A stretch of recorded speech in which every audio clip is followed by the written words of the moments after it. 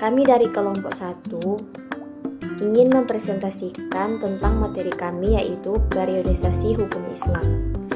Dalam periodisasi hukum Islam terdapat 5 materi, yaitu periode Nabi, periode sahabat, periode pembukuan dan imam-imam mustahis, periode taklid, periode membangun kembali hukum Islam. Langsung saja kita ke materi pertama, yaitu periode Nabi. Periode ini berlangsung hanya beberapa tahun saja, yaitu tidak lebih dari 22 tahun dan beberapa bulan saja. Tetapi walaupun demikian, periode ini membawa pengaruh-pengaruh atau kesan yang besar penting, sebab periode ini sudah meninggalkan beberapa ketetapan hukum dalam Al-Quran dan As-Sunnah, dan juga sudah meninggalkan berbagai dasar pokok tasyri yang menyeluruh, dan pula sudah menunjuk berbagai sumber dan dalil hukum yang untuk mengetahui hukum bagi suatu persoalan yang belum ada ketetapan hukumnya. Dengan demikian, periode Rasul ini sudah meninggalkan dasar pembentukan undang-undang yang sempurna. Kemudian, periode ini terdiri 2 fase, yaitu fase Mekah dan fase Madinah. Fase Mekah ini masih terilisir, masih sedikit jumlahnya, masih lemah keadaannya, belum bisa membentuk suatu umat. Sedangkan fase Madinah itu yakni semenjak Rasulullah sudah berhijrah ke Madinah selama 10 tahun kurang lebihnya, terhitung mulai dari waktu hijrah beliau sampai waktu wafatnya. Pada fase ini Islam sudah kuat berkembang dengan pesatnya. Jumlah umat Islam pun sudah bertambah banyak, sudah terbentuk suatu umat yang sudah mempunyai suatu pemerintahan yang gilang gemilang. Selanjutnya periode sahabat. Periode ini dimulai sejak wafatnya Rasulullah pada tahun 11 Hijriah dan berakhir pada akhir abad 1 Hijriah. Periode ini kita namai periode sahabat sebab kekuasaan perundang-undangan dan periode dipegang oleh para tokoh sahabat Rasulullah.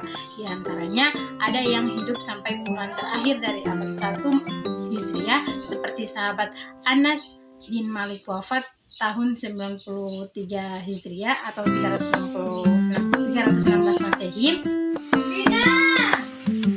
Selanjutnya pembagian masa sahabat. Masa sahabat ini dapat kita bagi kepada 2 bagian. Yang pertama, masa sahabat besar dari tahun 11 Hijriah hingga akhir masa Ali. Yang kedua, masa sahabat kecil dan taklim besar mulai pemerintahan Muawiyah hingga ke awal abad ke-2 Hijriah. Masa ini dimulai dari tahun Zama'ah, yakni tahun 41 Hijriah, yang pada tahun ini umat Islam bersatu kecuali Khawarij dan Sikrimiyah untuk mengakui Khalifah Muawiyah setelah Hasan dengan ikhlas turun dari tahta dan khalifahan, yang dengan demikian tegaklah Daulah Al-Nawiyah Bani Umayyah.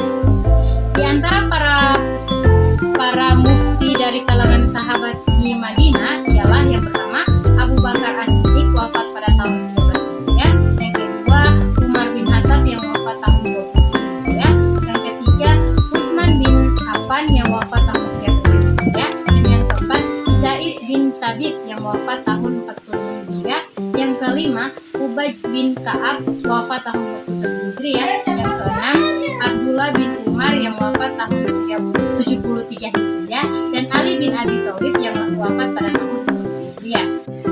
Selanjutnya periode pembukuan dan imam-imam mujtahid. Periode ini dimulai pada awal abad ke-2 Hijriah dan berakhir pada pertengahan abad ke-4 Hijriah, jadi kurang lebih 250 tahun. Dinamai periode pembukuan dan imam-imam mujtahid sebab gerakan atau usaha atau penulisan dan pembukuan terhadap Islam mengalami perkembangan kemajuan yang besar.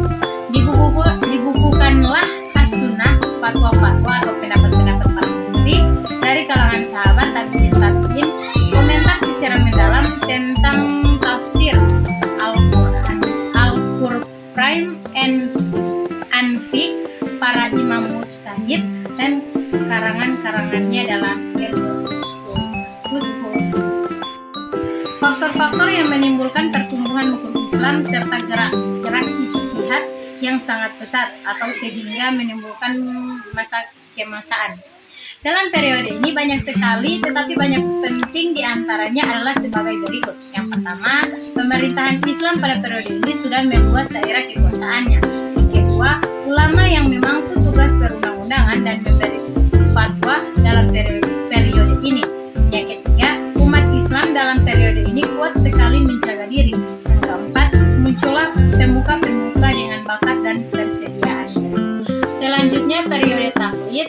Di antara sebab-sebab yang menghentikan ijtihad dan menganjurkan taklid ialah: yang pertama, pecahnya umat Islam kepada beberapa pemerintahan yang menyebabkan timbulnya pertempuran satu sama lain, dan yang kedua, pecahnya imam-imam mujtahidin kepada beberapa mazhab yang masing-masingnya mempunyai corak sendiri, mempunyai kecenderungan sendiri, dan mempunyai kitab sendiri. Yang ketiga, tidak terdapatnya suatu undang-undang fatwa yang teratur yang harus diikuti oleh para mufti. Oleh karena tak ada undang-undang fatwa itu, dapatlah semua orang memberi fatwanya. Karena itu, terwujudlah berbagai-bagai fatwa dalam suatu kejadian.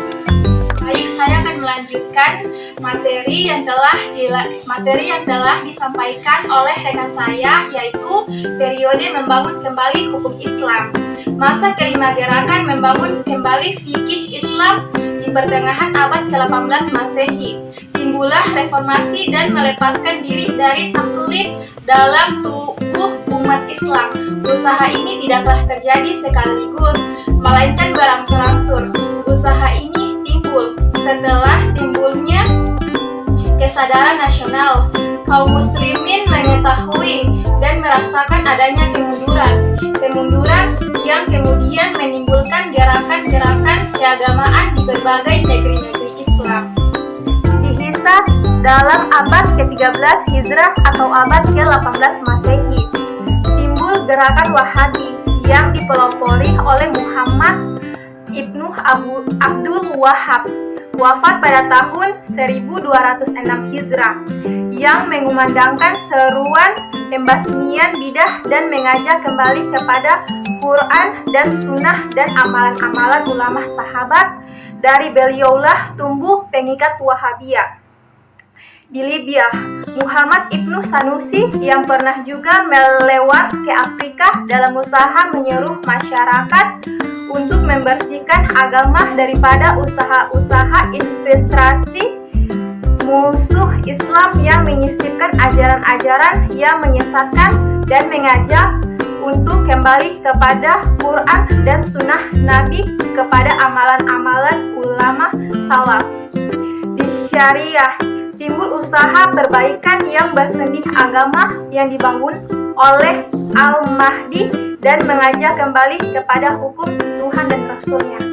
Mesir pada permulaan abad ke-20 akhir abad ke-19 mengunlah tokoh Jamaluddin Al-Afghani. Ulama-ulama Mesir yang ingin merdekakan diri dari para penjajahan mengadakan hubungan rapat dengan beliau itu. Di antara yang sangat rapat hubungannya dengan beliau itu ialah Muhammad Abduh. Beliau mengadakan dakwah mengajak masyarakat kembali kepada mazhab salaf dan kepada sumber-sumber yang asli.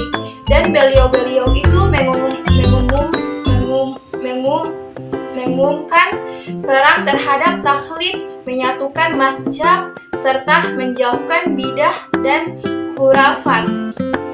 Dengan usaha beliau-beliau ini hasillah suatu corak baru dalam mempelajari fikih Islam, yaitu mempelajari fikih di bawah sinaran nas syariah yang asli sesuai dengan hajat masa dan pertumbuhan masyarakat. Trompetnya yang mengumandangkan suaranya ke seluruh dunia Islam, sehingga lahirlah ulama-ulama merdeka di setiap negeri Islam yang harus dapat memenuhi segala kebutuhan masa dan sesuai dengan tabiatnya yang elastis dan fleksibel. Kebangunan fikih Islam di dalam periode ini dapat dilihat pada dua fakta, yaitu 1. Studi dan karang mengarang. 2. Usaha menyusun hukum-hukum fikih secara sistem undang-undang tanpa membatasi diri dengan sesuatu mazhab tertentu.